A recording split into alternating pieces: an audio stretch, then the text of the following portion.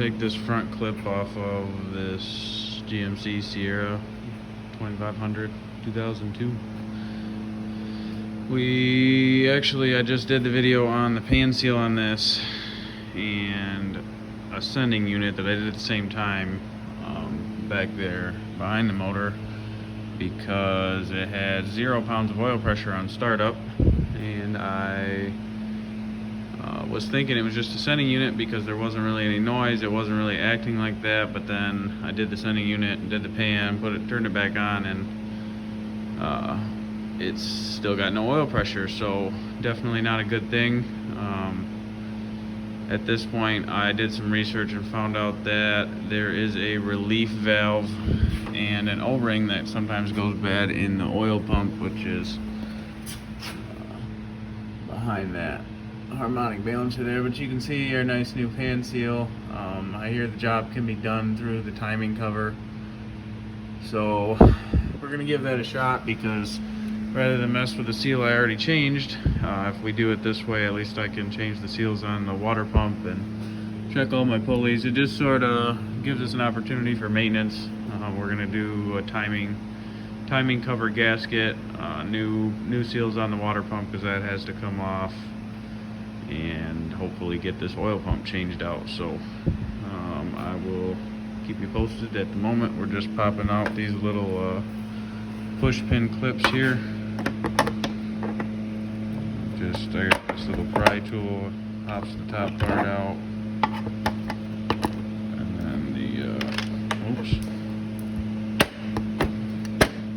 the bottom should just come out, but this one's being stubborn. There it goes. So we got to get all those clips out of there, and then show you the next set of bolts. There's push pin clips on this right there and right there, and then right there and right there, and then there's a 10mm bolt there, 10mm bolt there.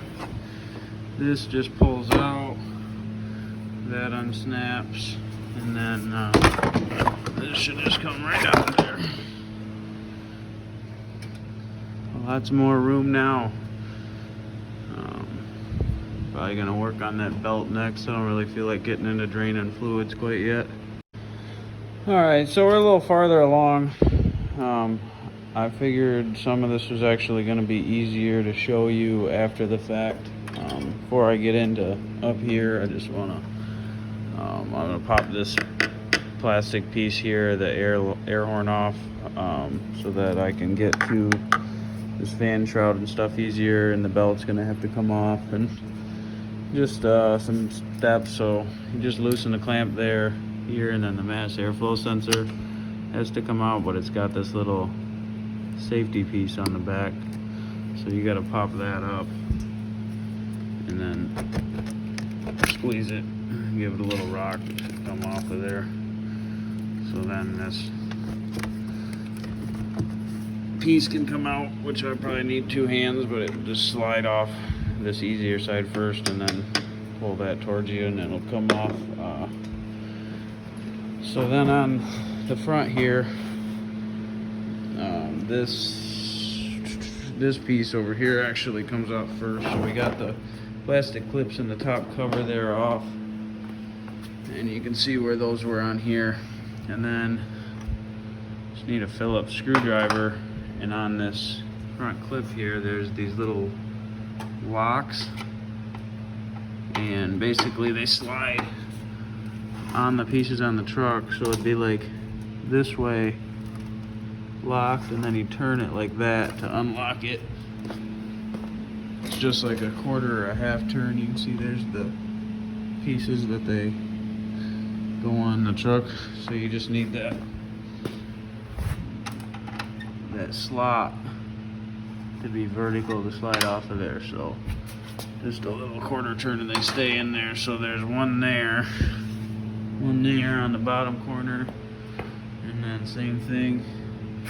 And then after you do that, there's one bolt here in the middle, and that's actually right there next to the unlatch. And once you get those out, the only thing holding it will be these little like body clips on the outside. So you can kind of get a screwdriver in there and just compress that a little bit. Or if you just kind of give it some gentle but firm tugs, they should slip out. You can see it just sits on that little hump of a notch there. So you get that popped off, and then what happens is you can look down in here once you pull that off, and you got a bolt that goes in here, here, here, and here. So this would be the front bumper. So that's where it's just facing you, so you can see the bolt would be here and here. And it does have the nuts on the clips, so you don't actually have to worry about putting a wrench on the bottom there. You just take your socket and pull it right out. So those four, and then you can see these arms here, which after the fact I probably would have left the arm itself on, because I took these two out, but they're actually on this side of this plate on the truck here. So when you take them out, really you can't get it, the bumper still won't come off, if that makes sense. So that this is on behind that, so it would have been easier to actually take this one bolt off here and drop these down. In this circumstance, I think I might replace these mounts, or maybe even look at an aftermarket bumper, just because this is pretty corroded here. But mainly I just didn't know that you could even get to that one. I just saw these two bolts, so it actually made pulling it off a little more difficult. So I would do the one bolt, and then on this side it actually hit a deer about here, and you can see this one's pretty bent out. So definitely gonna have to do something about that one. So I figured I'd just take it off, and because it was bent, this is the side I started on, and I couldn't actually get the socket on there because of the damage from the deer had bent that into the way. So I at first didn't realize that that was bent. I thought that was how the other side would be too. So I ended up taking out those bottom bolts, like I said. But if yours is in better shape, I would just take out the one on the top there. So anyways, that gets us in here, gets everything opened up, because you can tell down here, that's what we're trying to get to, is right behind this cover here is where the oil pump is. So we gotta take that balancer off, that fan shroud there, all those pulleys to get in there. But we'll just sort of keep plugging away at pulling stuff off until we get there. Probably gonna take these clips out of this piece of plastic here next, because it's just in my way. And then we'll start removing some of this cooling stack here. This is our power steering cooler that I believe we're also going to be replacing, because as you can see, that's pretty well seen its last days there. So I'll keep you guys posted. So next I got this hood latch off here, 3 10mm bolts. Just to be sure, we got the other shields off down there. Probably going to do some more on this front first, but then we're gonna have to take off these two like oil or trans cooler lines there, and then oh yeah, it must be oil, because there's the trans right there. Those have to come off. These radiator hoses have to come off. Probably this first big hose down here first, just because most of the coolant should drain out of there if I get a drain plug down below it. This top hose is going to have to come off, but keep in mind you're going to lose a little bit of all of those fluids. This specific case, this is our power steering cooler. I went over that earlier, and those lines are coming in right there. They run over to here, but as you can see, it's all kind of leaking a little bit, and so is the pump.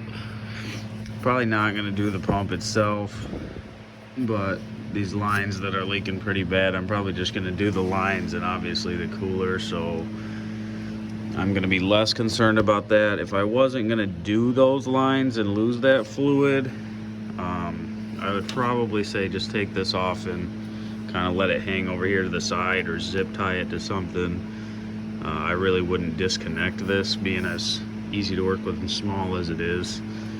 Just sounds like a waste of time and money to try to drain some of that power steering fluid. So I'd probably leave that.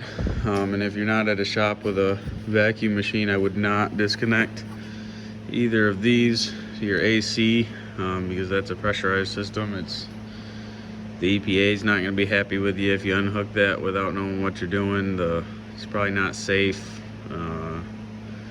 Lots of reasons. It's also very costly to refill it. So if you don't have that machine, just don't screw with that at all. What I'm going to work on here is getting this front bracket off. This actually might be, I'm not sure, it must be oil cooler, or maybe that is the trans cooler is separate. I wonder what those other lines are then.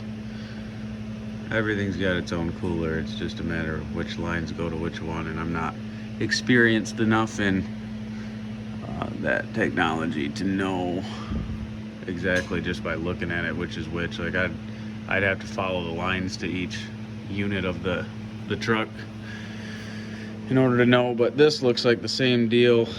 I'm probably gonna let that hang. You can see it's got a rubber line there.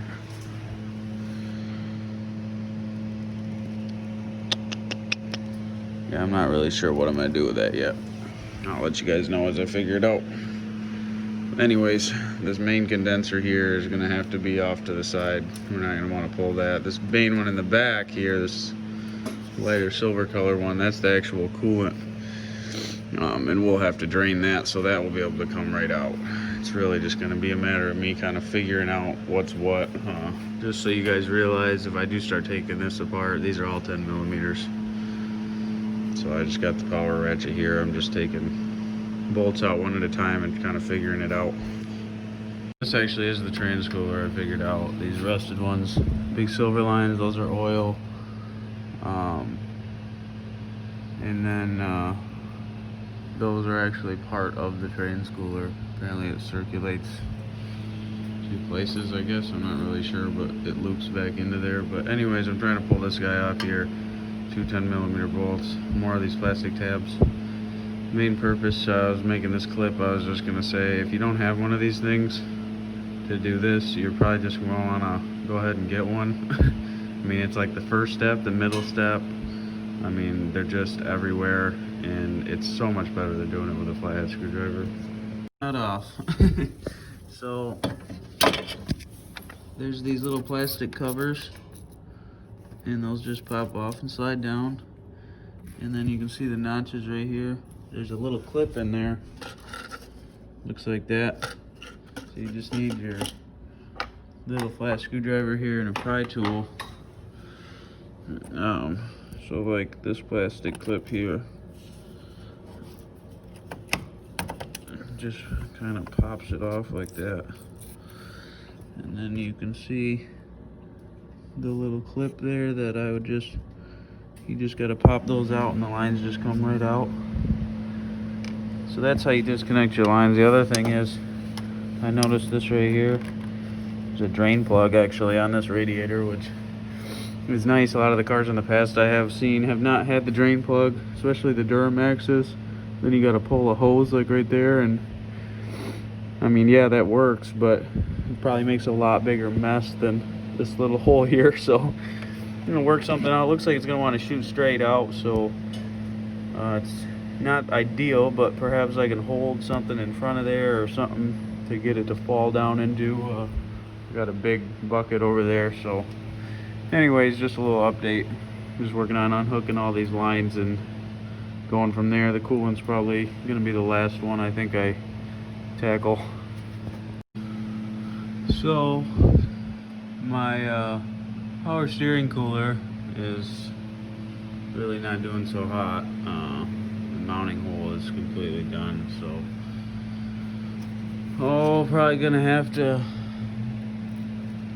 tap a through hole or something on that, make a new bracket, but it doesn't really matter because, like I said, I'm gonna at least replace this because it's pretty well toasted. It's just a wreck. There's what was supposed to stay in the truck. I did have to also pull this one little bolt so I could flex this out enough, this headlight assembly, to get it out of there. On that note, I do think that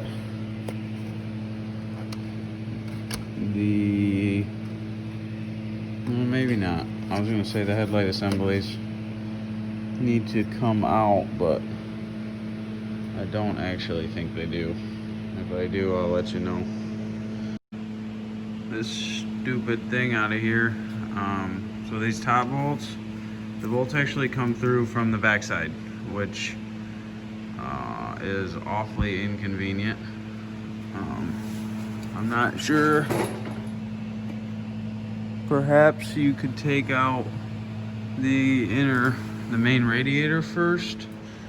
I didn't. I just ran an extension through there on the end of a drill and then put the socket on after I got the extension in and slid it down and pulled it out.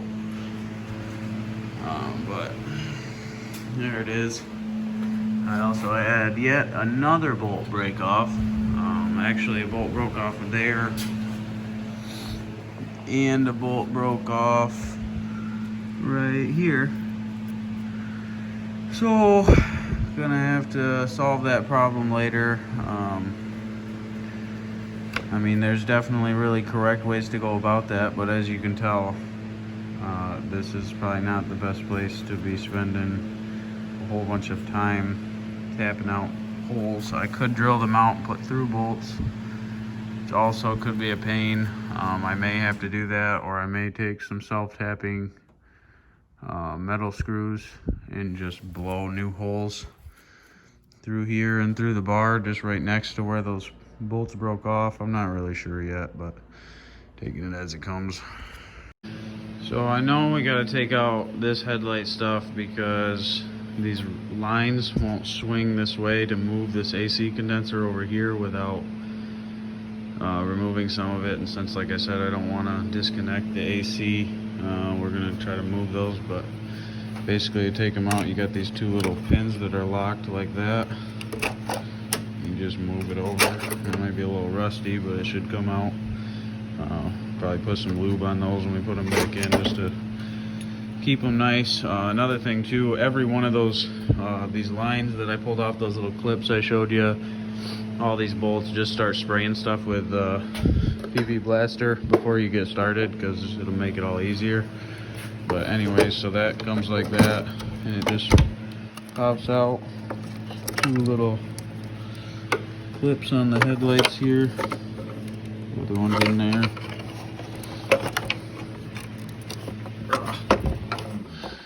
Get the other one. There it goes.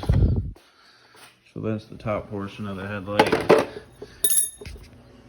And then from there we got, let's see, so this clip here squeezes in like that.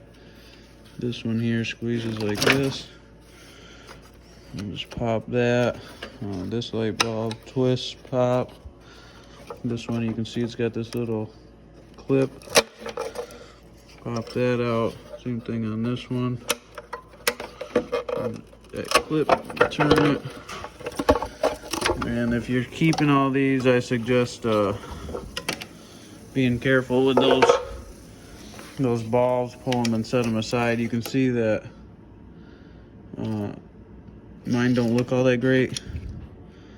This one's actually started to maybe melt the housing, so might get one of these housings. But these housings here, I mean, probably like $7, I would think. I mean, I have no idea for sure, but I would just guess. And these bulbs are just a couple bucks, these halogen simpler type of turn signal bulbs and daytime running lights and stuff. So I mean, if you're already gonna have it off, I personally would just go spend the $20-30 and replace all the front bulbs, because nobody likes fix-it tickets. So I don't know, it's up to you how you want to handle that. if you are going to take them out and save them, I would use a cloth, because you don't want the oil from the truck or your skin getting on those. It'll ruin them quicker. Bolt in there on this headlight housing assembly, you know, I think I'm at like 6 or 7 bolts snapped off now, but we'll deal with that on the rebuild. So I got the rest of these 10 millimeters here. There's like there, one up here, one down here. That one was already out because it was on that cross beam there. So now, grab it. Looks like we need our pry tool for a little plug right here. And then we got these 2 plastic Torx bits here. Just gotta, this one over here. They should just spin out. So take those out, pull this off, and hopefully I got enough room to swing that condenser over here. Lower fan shield. The lower fan shield comes out just like the top. After you pull the top, it's literally just sitting there, like you just reach down and pull it out. So at this point, I'm going to get the belt off, just so that's done, and that way I can work on pulleys as I want. If you don't have a belt diagram, I highly advise taking some more pictures or having a good look at mine here, because sometimes they can be tricky to figure out. Man, look at the back side of that power steering. Actually, that's not even, that's the transmission cooler. It looks like it's either transmission or oil. Oh, I guess it is probably oil. Either way, that those connectors look pretty rough too, huh? The truck does have some miles on it, so trying to pick and choose our battles here, but anywho,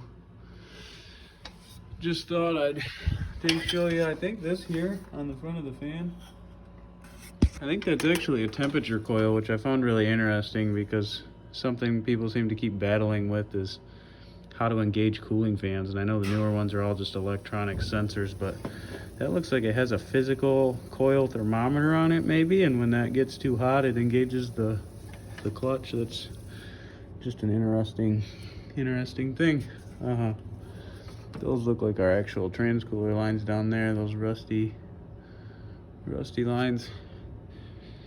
This project's going to be a big battle for me as far as what I care enough to pay the money for, I guess, at this point.